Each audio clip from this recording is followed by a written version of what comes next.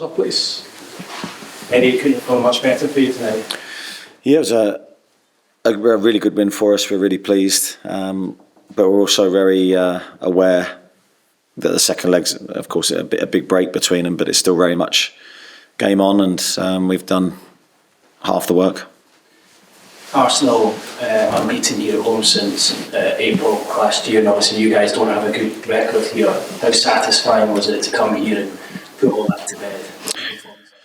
Yeah, I mean, I think our record is, well known to us. It's similar to Manchester United, really, in the fact that we have to start to try and win at any ground that we go to and go into any game really confident that we're capable of doing that. And I think sometimes it's easier to do it once you've done it, if that makes sense. So I think these are big wins for us. Hopefully that can help us in future games, in future moments. But it's been a brilliant response from the players to a difficult run. I still go back to the Brentford game and how we felt after that match, and a brilliant response from the whole group really to that disappointing result. In your managerial career, can you remember a week or 8 days like that where you've gone to Old Trafford, Tottenham, and then here and won each of them? So it's been an incredible week or so. I think if you look back through my record, I don't think you'll find another one like it.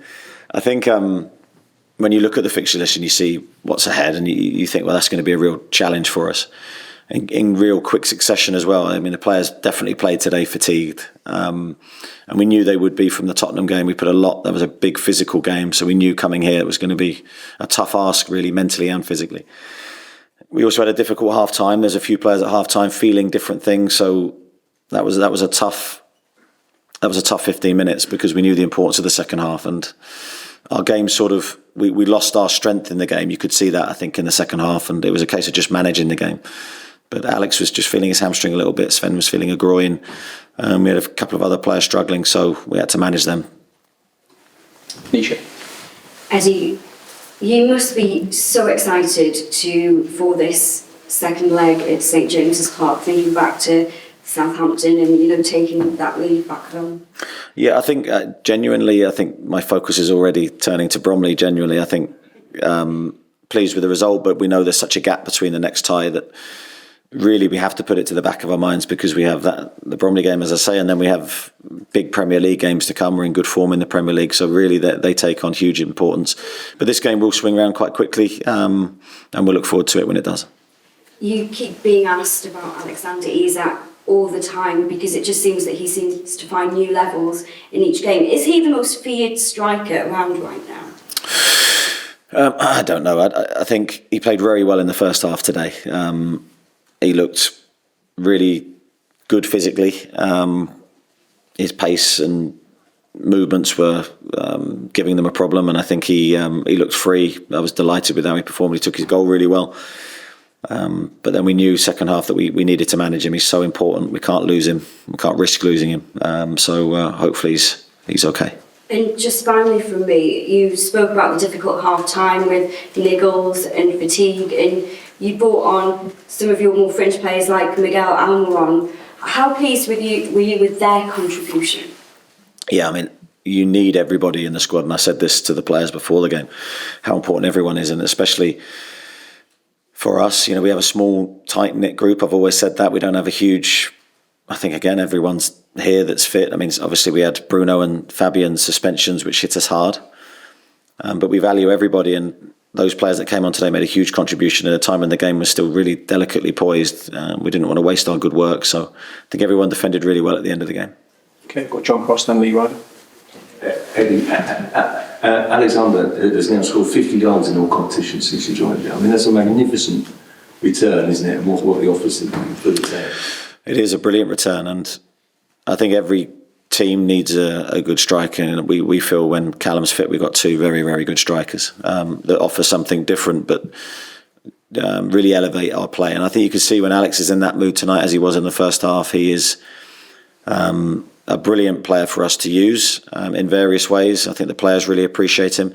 It goes without saying also he's doing the hard work as well. He's not just scoring goals, he's doing the other bits that we need him to do to help the team be effective. Just on the overall team performance, it really felt as if you did a great job on Arsenal. Every player knew what they were doing. It was a really fantastic setup. You must be delighted with that aspect of the sort of kind of everyone stick to their jobs. Really discipline. Yeah, I mean, I think the players generally do. I think we've got a really good mindset and mentality to whatever we ask them to do, they will try and follow it. Sometimes it works, sometimes it doesn't. That's football for you. But no, I've never had an issue with their application or their ability to decipher what we ask them to do. Really pleased today because we wanted to be ourselves. We wanted to be brave and attack Arsenal and to be very much ourselves. And I thought we were in the first half. The second half was a very different game. We managed it okay in the end. I think we had a couple of lucky escapes, but of course we'll review them and have a look at it and see what we could have done better. Lee? Eddie, it felt like Martin Dubravka was sort of saying goodbye to the fans after the game. Can you give us anything on that? No, I've got nothing to add to that. We have, of course, with Martin, been preparing this game, and we've had a lot of games in quick succession, so I've not spoken to anybody about that. Can you afford to lose Martin at the minute? Because he's one of probably your most informed players. He's playing very, very well, and certainly from my side, I wouldn't want to lose him at all.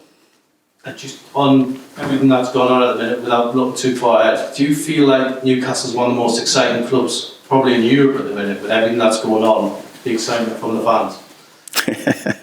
I think we're just really happy to win. I don't know. I'll let everyone else judge that question. Front row. Hi Eddie, you are 5th in the Premier League, just 1 point behind 4th. Is Europe part of your aspirations, and how are you sort of balancing that with your cup quests? Yeah, I think we are very much step by step. I think we have been for a number of weeks. The Christmas period is always busy, a real big physical ask. So I think we'll look at the Bromley game again in isolation. We'll try and pick a team that's good enough to try and win that game. And then we go back to the Premier League. And so, yeah, we're trying to achieve great things, but we're having to take small steps to try and do that. I think most importantly for any aim in any league or any competition, we need the players playing at near their best levels. I think we're getting close to that. Okay, we've got Sam, George and then Scott. I take your point about there's 5 games to go to the second leg. This epic quest that Newcastle are on to win their first domestic trophy in 6 decades is clearly going to be a preoccupation of the fans. I mean, do you recognise it as such one of the great sort of quests in British sport for a big club to actually finally win something? I don't think you can necessarily think like that if you're me. I think I'll let got no problem with our supporters thinking whatever they need to think or whatever they want to think. But I think when you're in my shoes, I think you've got to be strategic, and you've got to plan well, and you've got to look just at what's ahead of you in the next few days. And that's what we've always done, and that's what we'll always do. Now, this game is there in the future, and we really look forward to it when it comes round. But it now goes out of my focus totally until it needs to come back in. George? Hi Eddie, can you kind of give an insight into what it's like managing a team that's on a run of wins like this? They obviously have to show a bit of everything tonight to defend and attack very well as well. Are they kind of going out onto the pitch knowing that they can handle whatever's thrown at them? I think it doesn't really change that in terms of the management of the group. I think if you're winning or losing, that you still have problems and you encounter it. Not everything's always rosy. There's still challenges in management, but I think there's just a different feeling. I think you're doing those things and encountering those issues and in a positive frame of mind. The players are certainly positive, and they're believing in each other at the moment. And winning is the only thing that can really truly glue them together in that way. So the challenge for us is to try and harness that and keep it and not throw it away. And sometimes that can be easily done. So we don't take it for granted. I think that's the most important thing. We're really enjoying it and treasuring the moment. It's maybe not quite as big a deal as winning here or winning at Old Trafford, but I think that's the first time you won a competitive game without Bruno's involvement. I think that's right. How big a deal is that you're able to do that without arguably your most important player?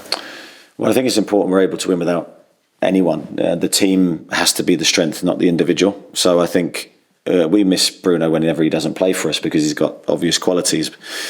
But I don't think you should ignore also Fabian's absence. He's been a really key player for us, very reliable. So I think we won today without those two players, which is a great sign for us, and it means there is strength and depth within the squad. Although not in huge numbers, and as I said at half time today was a real sort of warning to us that the players are giving everything physically and we need to look after them. So, okay, we'll take a few more. Start with Scott. You said we wanted to be ourselves, and you wanted to take the game to Arsenal, and that was a big part of your win, I think. Was the selection of Joe Willock a reflection of that? Because there were other midfield options who were maybe a little bit more defensive or have those attributes more, but you went for Joe Willock to keep you on the front foot, presumably. Yeah, we went for Joe because of his obvious qualities, and I think you saw that in the game. His running power, his ball carrying ability. He's as you say, he's an attacking player, but we felt his legs and athleticism in field would be something we need in this game. I thought he did lots of different things well, maybe to the normal Joe Willock attributes. I thought he defended really well. I thought his carrying out of the instruction was very good off the ball.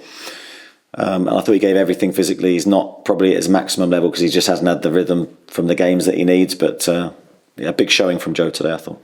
And sorry, I don't want to labour the point of Martin, but there were tears in his eyes, or there seemed to be at the end there. I mean, are you saying that, as far as you're aware, it's not a done deal that he is leaving? There's still work to be done on that? Scott, I know nothing, genuinely. I've been head down into the game. So I'm sure I'll speak to Paul at some stage today. Hi, Eddie. I just wanted to ask about Jacob Murphy and his recent run of form. How important has he been in your recent run of 7 wins in a row? He's been very good, yeah. I mean, I thought Jacob I know Jacob was one of those players that was tiring a little bit today. He's given everything in the game, in the previous games and today, and we ask a lot of him physically. So I thought tactically, again, he was excellent. He plays with, again, a really deep understanding of what we need him to do. He's got quite a complex role in the team. I thought he was very good today again. Last two, we'll go second row and then Dominic. Hi, Eddie. Can I ask about Lewis Hall? We know Arsenal like to build up down the right quite a bit. Whoever's playing there, just how would you assess his performance today, and how did it show kind of how important he's become for you? Yeah, I thought Lewis did really well. I thought, as you say, Arsenal very good down that side of the pitch. I thought he defended very, very well. I can picture him, especially in the second half, because that was a challenge for us down that side, covering, working in tandem with the players around him to try and nullify their threat. I thought it was a really mature performance from him. And also on the ball, he just has that composure. He always has a split second more time than you maybe think he can. So his technical delivery again was very strong today. Yeah, he's obviously does seem to be playing a lot more regularly for you this season. Is there anything obvious he's doing differently this season that maybe hadn't been doing all that? I just think generally his all-round game's improved and is still improving. I think there's still more to come from him. But I think he's shown real maturity. He's played some really difficult games for us, and his defensive performances especially have been very strong. Yeah, we'll have one more, Dom. Sven Botman being a baptism of fire for him the past 2 games coming in after so long out. How pleased are you with his performances, and how is he? Obviously you mentioned his top time. Yeah, he was just feeling his groin. He felt he was able to continue. That was with him and the medical team. He felt strong enough to go back out in the second half, and you wouldn't have known there was any issue with him. But naturally fatigued, I think. But as you say, for him to play in the way that he has in those 2 games after so long out and in such tight turnarounds, hugely impressive. And I think it shows where Sven is mentally. He was a warrior for us in our Champions League season, and we've really, really missed him. So I'm delighted with how he's done, and he deserves all the plaudits, really. You said you know nothing about the Dubravka situation. Is there a chance he could stay at the club and even be offered a new contract? Well, that would be my wish. Okay, thanks, everyone. Thank you. Cheers. Thank you. Cheers. Well done. Thank you. Cheers. See you later. Bye.